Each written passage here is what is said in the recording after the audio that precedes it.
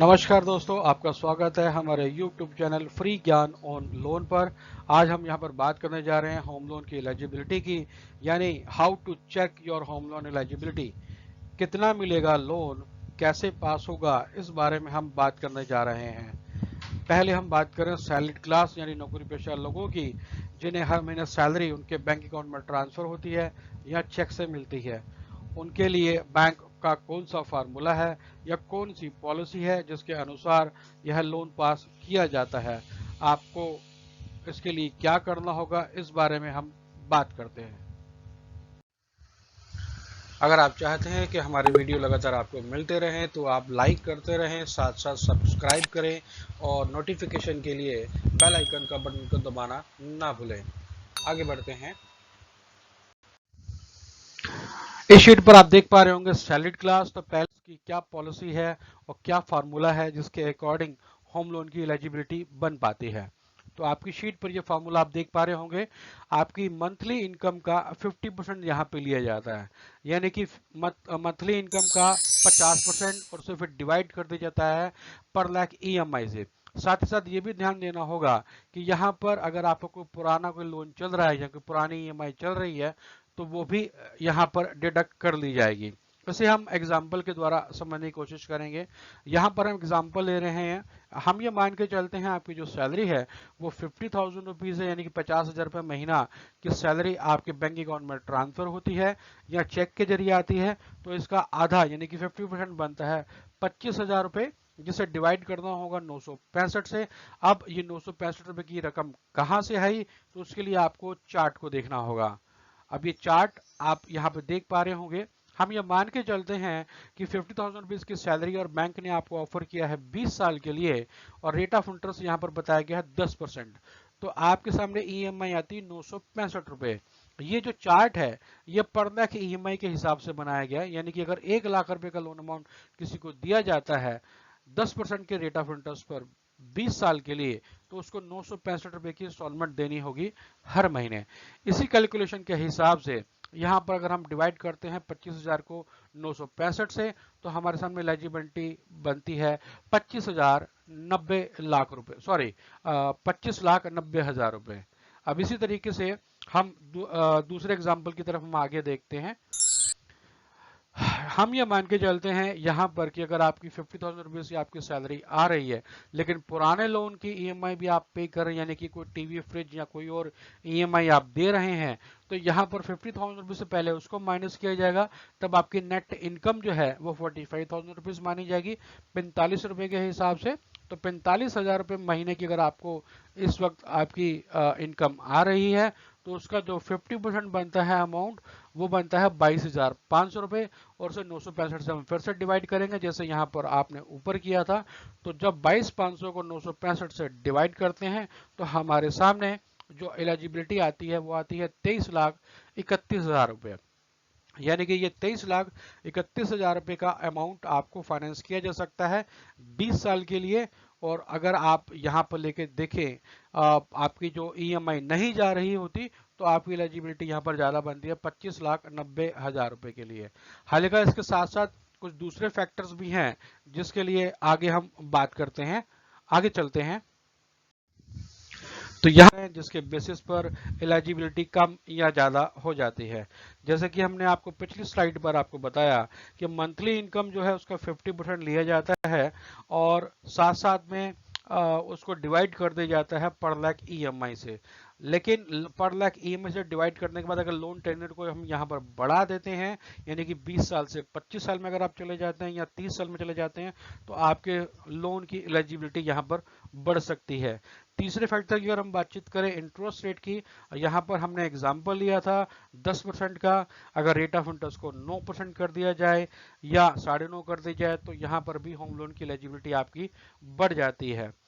Obligations के बारे में आपसे बात बता ही चुके हैं कि आप अगर कोई पुराना लोन आपका चल रहा है जो कि आपको हर महीने देना है तो वो पहले आपकी नेट इनकम से माइनस किया जाता है। लोन टू वैल्यू रेशियो, अब इसकी हम बात करते हैं।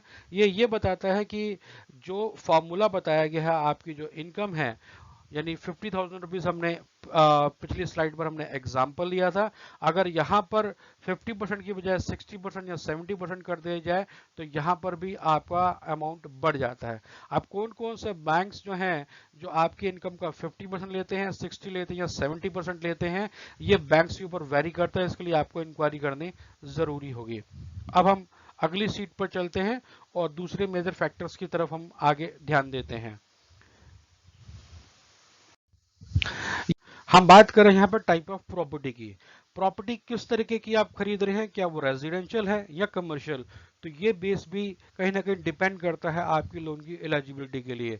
जैसे कि जितने भी बैंक्स हैं यहाँ पर, सरकारी बैंक करें, गवर्नमेंट बैंक करें या मल्टीनेशनल बैंक्स करें, तो वहाँ पर जो मैक्सिमम जो रेजिडेंशियल प्रॉपर्टी को की वैल्यू पर फाइनेंस किया जाता है वो 80 to 90% तक दिया जाता है। यानी कि अगर आप कोई प्रॉपर्टी परचेज करने जा रहे हैं 50 लाख की, तो कितना लोन अमाउंट मिल सकता है?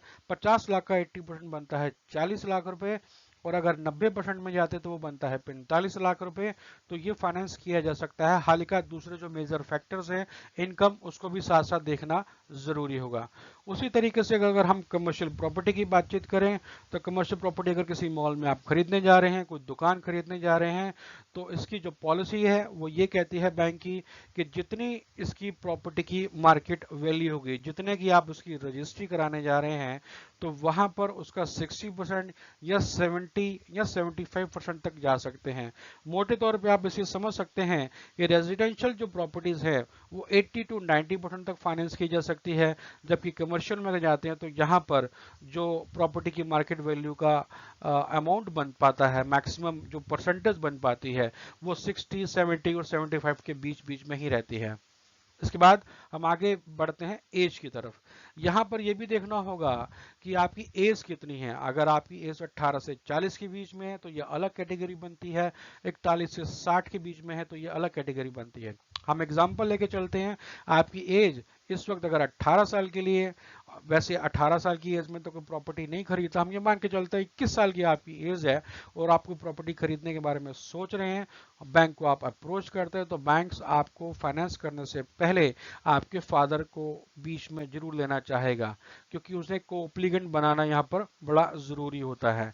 हाँ, यहाँ पर यह जरूर बेनिफिट मिल सकता है कि यहाँ पर आपको लोन अमाउंट आप 30 साल के लिए अगर फाइनेंस कराना चाहें तो वो फैसिलिटी आपके लिए अवेलेबल होगी। इसी तरीके से अगर हम दूसरे एग्जांपल में हम लेके चलते हैं, यहाँ पर 41 से 60 के बीच में, हम ये मान के चलें अगर आपकी एज 40 साल की है और आपकी रिटायरमेंट एज 60 साल की है, तो यहाँ पर बात करते हैं 40 से 60 के बीच में बचे 20 साल, तो आपको 20 साल से ज्यादा का टेन्योर नहीं दिया जा सकता, तो इस ओर ध्यान देना होगा। हाँ, अगर उसके बाद में अगर आपकी कोई पेंशन आ रही है तो उसे बैंक कंसीडर जरूर कर सकता है, तो हो सकता है शायद वो आपको 20 से 25 साल के लिए फाइनेंस के लिए आगे आपको परमिशन दे दे। नेक्स्ट बढ़ते हैं हम आगे इसकी तरफ, क्वालिफिकेशंस की तरफ। यहाँ पे ये भी ध्यान देना होगा, कुछ बैंक की अपनी पॉलिसी है जहां पर वो ग्रेजुएशन होना जरूरी है। अगर आप 10वीं या 12वीं पास हैं तो वहां पर लोन अमाउंट देने के लिए परेशानी आपको आ सकती है। प्रोफेशनल्स की बात करें जैसे सीए या डॉक्टर्स हैं, तो ये प्रेफरेबल कस्टमर्स होते हैं जहां पर प्रेफरेंस दी जाती है बैंक्स की तरफ से, तो इसे लोन अमाउंट फाइनेंस करने में बैंक को किसी भी तरह की परेशानी नहीं आती और इसके लिए प्रेफरेंस जरूर दी जाती है, और रेट ऑफ इंटरेस्ट की भी कुछ छूट यहाँ पर जरूर मिलती है।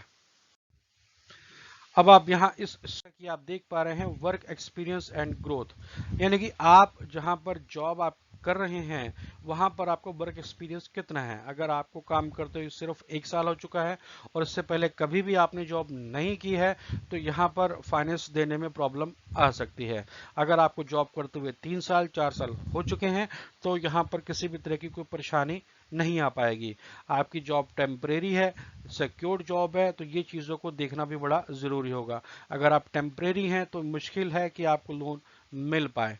सिक्योर्ड जॉब होनी चाहिए, ये बड़ा ज़रूरी है। अगर आपको 3 साल या 4 साल हो चुके जैसे मैंने आपको बताया, तब ये आपको आसानी से लोन अमाउंट फाइनेंस किया जा सकता है। इसके बाद हम आगे बढ़ते हैं प्रोफेशनल स्टेबिलिटी की तरफ। आप सीए हैं, डॉक्टर हैं, आप एडवोकेट हैं, आपकी प्रोफेशन क्या है, ये चीज़ें भी कहीं ना कहीं इसका एक बेस बनता है होम लोन देने के लिए। यहाँ पर अगर आप सीए हैं, चार्टर्ड अकाउंटेंट या डॉक्टर, आप किसी हॉस्पिटल में आप जॉब कर रहे हैं, एज ए एंट्रेंस है या एज ए ट्रेनर हैं, या अभी काम करते हुए कम समय हुआ है एडवोकेट या डॉक्टर्स को, तो वहाँ पर ये स्टेबिलिटी को देखना भी बड़ा ज़रूरी होता है। मोटे तौर पे आप इसको समझ लें कि अगर आपको अपने प्रोफेशन में या जॉब में काम करते हुए ज़्यादा समय नहीं हुआ, 6 महीने या साल हुए, तो वहाँ पर ये परेशानी आ सकती है लोन अमाउंट फाइनेंस करने में बैंक को। नेक्स्ट कैटेगरी में बढ़ते हैं एम्प्लॉयर कैटेगरी की तरफ। अगर प्रोप्राइटरशिप कंपनी में आप काम कर रहे हैं तो यहाँ पर आप होम लोन के लिए अगर आप जाते हैं, बैंक को अप्रोच करते हैं, तो यहाँ पर आपको परेशानी ज़रूर आ सकती है। हाँ, NBFC non banking finance company में अगर जाएं तो यहाँ पर कुछ आपको छूट मिल सकती है प्रोप्राइटरशिप कंपनी की, अगर आप एम्प्लॉय हैं तो।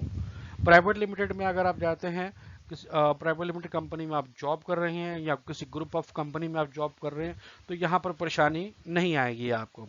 इसके साथ साथ फैमिली बैकग्राउंड की अगर हम बातचीत करें तो ये भी एक मेजर फैक्टर है इसके लिए। फैमिली बैकग्राउंड, अगर आपका कोई महकमा या आपका डिपार्टमेंट, आप पुलिस डिपार्टमेंट से काम कर रहे हैं या आप एडवोकेट हैं, तो ये भी एक फैक्टर्स है जिसके बेसिस पर बैंक्स आपको फाइनेंस करने से हाँ भी कर सकता है और मना भी कर सकता है। हालांकि कुछ बैंक्स के लिए ये किसी तरह की परेशानी कम है, यानी कि वो पुलिस और एडवोकेट से जहां पर थोड़ा सा दूरी बनाए रखने में विश्वास रखता है, वहीं कुछ दूसरे बैंक्स हैं जो इस ओर ध्यान नहीं देते हैं। चलिए आगे बढ़ते हैं। अब इस वीडियो में काफ़ी समय हो चुका है, क्योंकि दोस्तों फिर आपका मेरे पास कमेंट्स आता है कि आपका वीडियो बहुत बड़ा जा रहा है। तो नेक्स्ट वीडियो की हम यहाँ पर अगर हम तो आपसे देखना ना भूलिएगा। नेक्स्ट वीडियो में आपको मिलेगा how to increase your home loan eligibility, यानी कि आप अपनी होम लोन की एलिजिबिलिटी को और कौन से दूसरे तरीके से बढ़ा सकते हैं, उसके बारे में आपसे हम बात करेंगे। या अदर इनकम सोर्सेज को हम किस तरह से इसमें हम मेंशन करके आपकी एलिजिबिलिटी को बढ़ा सकते हैं, ये भी इस बारे में हम बात करेंगे। अगर आपका सिविल स्कोर कम है, उसके सिविल स्कोर की इंप्रूवमेंट कैसे की जा सकती है, उसके कौन कौन से तरीके हैं, कैसे करना चाहिए, इस बारे में भी आपको हम बताएंगे। नेक्स्ट हम अगर बात करें तो यहाँ पर एक टॉपिक साथ में ये भी होगा, legal technical problem in property. आप कोई प्रॉपर्टी खरीदने जा रहे हैं, वो प्रॉपर्टी को खरीदते वक्त किसी तरह की कोई ऐसी परेशानी आ पा रही है जिसके लिए बैंक फाइनेंस करने से मना कर रहा है, उसके लिए क्या रास्ता है, क्या किया जाना चाहिए, किसे अप्रोच करें, किसे ना करें, तो इसके लिए नेक्स्ट वीडियो आप देखना ना भूलें। और जाने से पहले आपसे फिर से दोबारा मेरी एक रिक्वेस्ट है, अगर आपको मेरा वीडियो ये अच्छा लगा तो यहाँ पर अपने कमेंट्स दें, लाइक करें, और आपको वीडियो लगातार मिलते रहें उसके लिए सब्सक्राइब और साथ साथ बेल आइकन पर बटन दबाना ना भूलिएगा। नमस्कार।